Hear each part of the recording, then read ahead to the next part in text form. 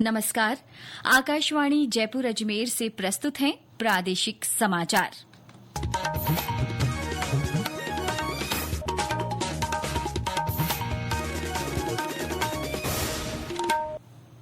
मुख्य समाचार।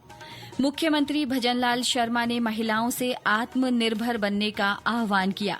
शेखावाटी क्षेत्र के दौरे के दूसरे दिन आज कई जनसभाओं को संबोधित किया। भारतीय रिजर्व बैंक के गवर्नर संजय मल्होत्रा ने कहा, देश का विदेशी मुद्रा बाजार पिछले 4 वर्षों में लगभग 2 गुना हुआ।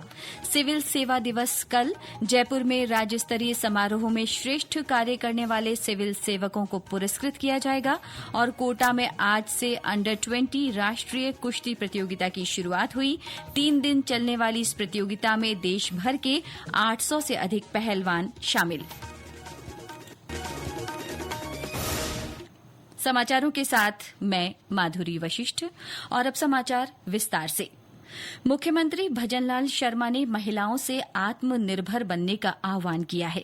उन्होंने कहा कि महिलाएं सरकार की विभिन्न जन कल्याणकारी योजनाओं का लाभ उठाकर घर से ही आजीविका चला सकती हैं। श्री शर्मा ने आज अपने शेखावाटी क्षेत्र के दौरे के दूसरे दिन उदयपुर वाटी के गुढ़ा मोड़ पर आयोजित जनसभा में ये बात कही। उन्होंने कहा कि राज्य सरकार महिला सशक्तिकरण के लिए लगातार काम कर रही है। कितना योजना हमने दी है, मैं माता बहनों से भी कहना चाहता हूं, आत्मनिर्भर बने। घर में हमारा 2 घंटे 3 घंटे काम है, लेकिन कोई न कोई योजना के माध्यम से इतनी हमारी योजनाएं अपना घर में ही कोई काम करके ऐसी उस योजना से जुड़ करके लखपति दीदी बनने का हमारा जो सपना है उसको पूरा करने में आप भी सहयोग करें। मुख्यमंत्री ने झुंझुनू टोल प्लाजा पर भी जनसभा की। उन्होंने कहा कि सरकार राज्य के सभी क्षेत्रों में पानी पहुंचाने के लिए हर संभव प्रयास कर रही है। हमारे 17 जिले जो ईआरसीबी रामजल सेतु योजना से जुड़ रहे हैं, इनका शिलान्यास 1 साल होने पर देश के प्रधानमंत्री जी ने किया। दूसरा, आप यमुना समझौता देख रहे हैं, यमुना समझौता का डीपीआर बन रही है। तीसरा, आपने देखा होगा इंदिरा गांधी नहर, गंग नहर के लिए 3400 करोड़ रुपए उसे सुधारने के लिए पैसा दिया है। 14 पैसा हमने देवास स्कीम के लिए दिया है, जो उदयपुर से पानी आएगा। हमारी भाई डैम की स्कीम को बांसवाड़ा डूंगरपुर पानी तक कैसे जाए, उसका काम हमने किया है। हमने नर्मदा पर भी काम किया है कि हमारे सातौर, बाड़मेर, रानीवाड़ा और भीनमाल को पानी कैसे मिले, इसके लिए भी हमने काम किया है। मुख्यमंत्री ने मुकुंदगढ़ के राजकीय कन्या महाविद्यालय और चिड़ावा बाईपास पर सभा सहित कई जनसभाओं को संबोधित किया। उन्होंने सीकर जिले के फतेहपुर में चित्रकूट बालाजी महाराज और लक्ष्मीनाथ मंदिर के दर्शन कर प्रदेश की खुशहाली की प्रार्थना की। श्री शर्मा ने झुंझुनू सर्किट हाउस में जनसुनवाई भी की।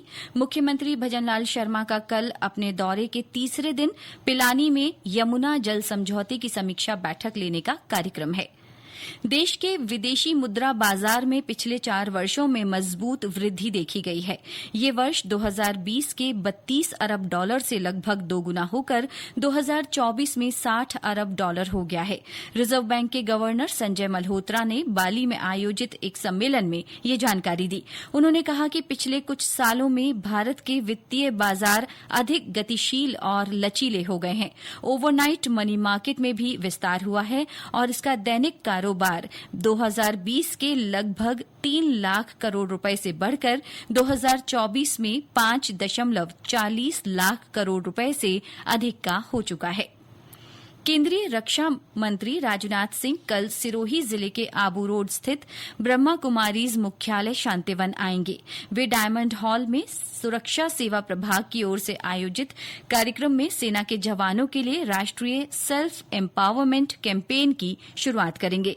इस कैंपेन के तहत देश भर में सेना की 40 डिवीजन और 14 कोर में सेल्फ एम्पावरमेंट वर्कशॉप, सेमिनार आयोजित किए जाएंगे। इसका उद्देश्य जवानों का आंतरिक, मानसिक, शारीरिक और आध्यात्मिक सशक्तिकरण करना है। इसके साथ ही रक्षा मंत्री प्रभाग की ओर से आयोजित 5 दिवसीय राष्ट्रीय सम्मेलन के समापन समारोह में भी भाग लेंगे। उल्लेखनीय है कि इस सम्मेलन का उद्घाटन गृह मंत्री अमित शाह ने किया था।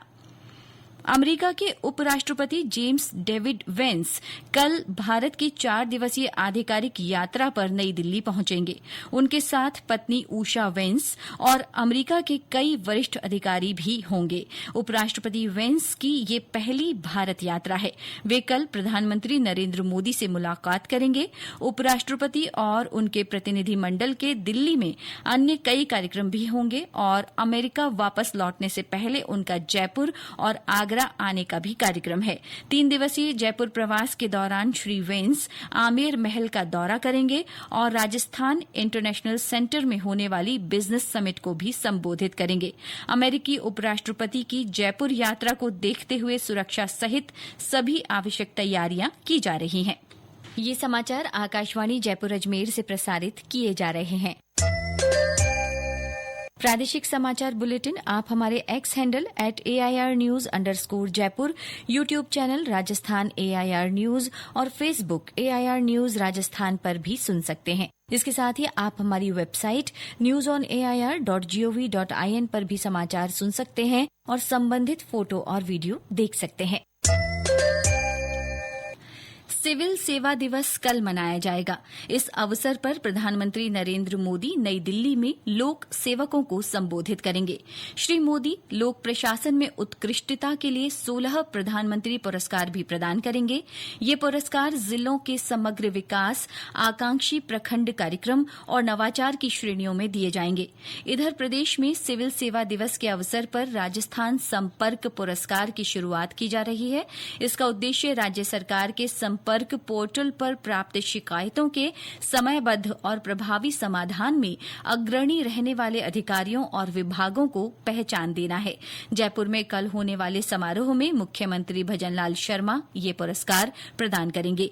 लोक सेवा दिवस के उपलक्ष्य में जयपुर के सवाई मानसिंह स्टेडियम में आज से विभिन्न खेल प्रतियोगिताओं की शुरूआत हुई।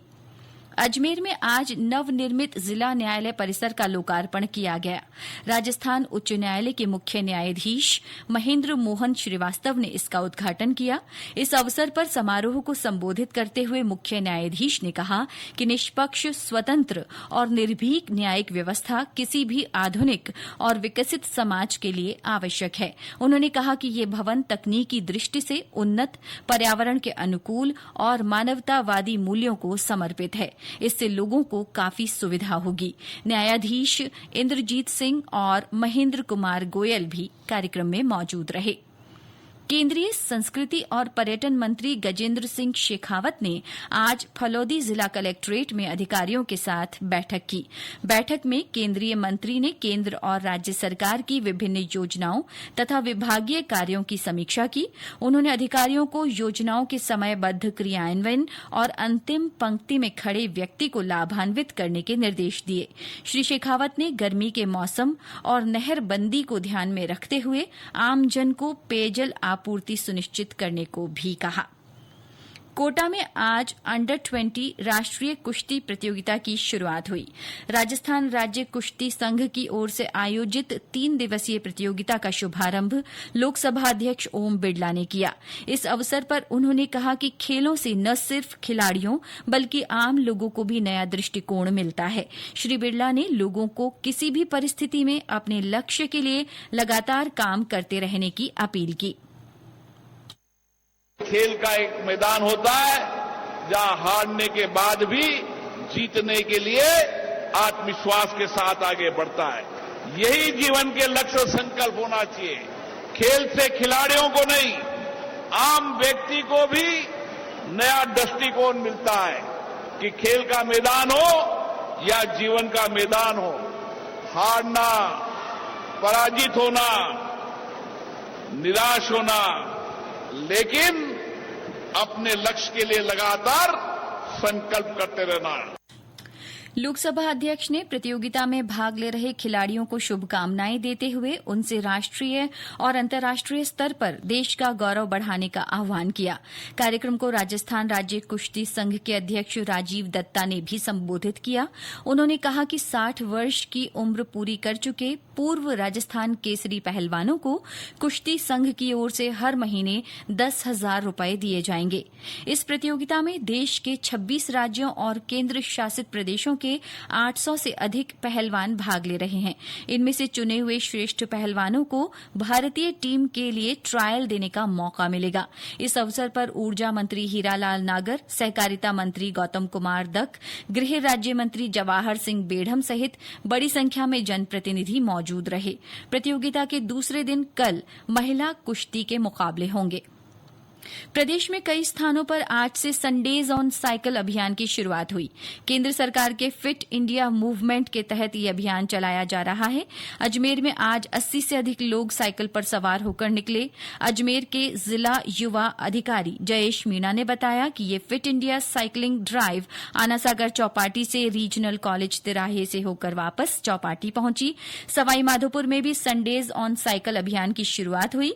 और ब्यौरा हमारे संवाददाता से। साइक्लोथॉन में बड़ी संख्या में शामिल युवाओं ने फिटनेस का संदेश दिया। इसमें खिलाड़ी, नेहरू युवा केंद्र के स्वयंसेवक तथा माय भारत वॉलंटियर्स भी शामिल रहे। इस अवसर पर खेलो इंडिया कोच ने उपस्थित सभी युवाओं को फिटनेस का डोज आधा घंटा रोज का संदेश देते हुए इसे दिनचर्या का अभिन्न हिस्सा बनाने की शपथ भी दिलाई। दशहरा मैदान से होकर विभिन्न इलाकों से गुजरी साइक्लोथॉन के माध्यम से युवा पीढ़ी सहित अन्य में भी फिट इंडिया की अलग जगाई गई। सतीश वर्मा, आकाशवाणी समाचार, सवाईमाधोपुर।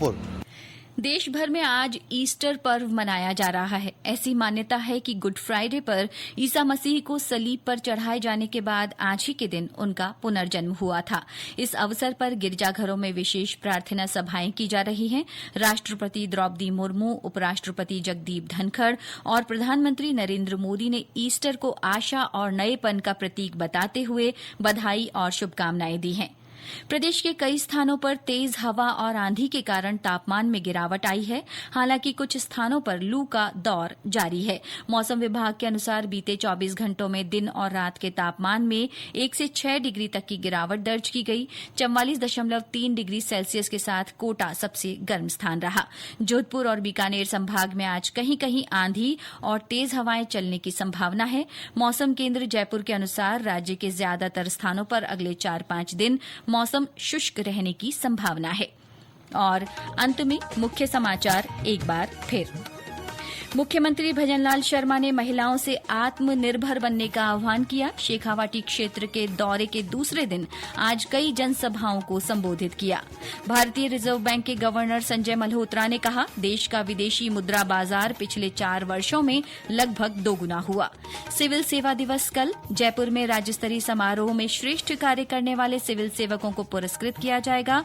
और कोटा में आज से अंडर 20 राष्ट्रीय कुश्ती प्रतियोगिता की शुरुआत हुई। 3 दिन तक चलने वाली प्रतियोगिता में देश भर के 800 से अधिक पहलवान शामिल हो रहे हैं। इसके साथ ही प्रादेशिक समाचार बुलेटिन समाप्त हुआ। नमस्कार।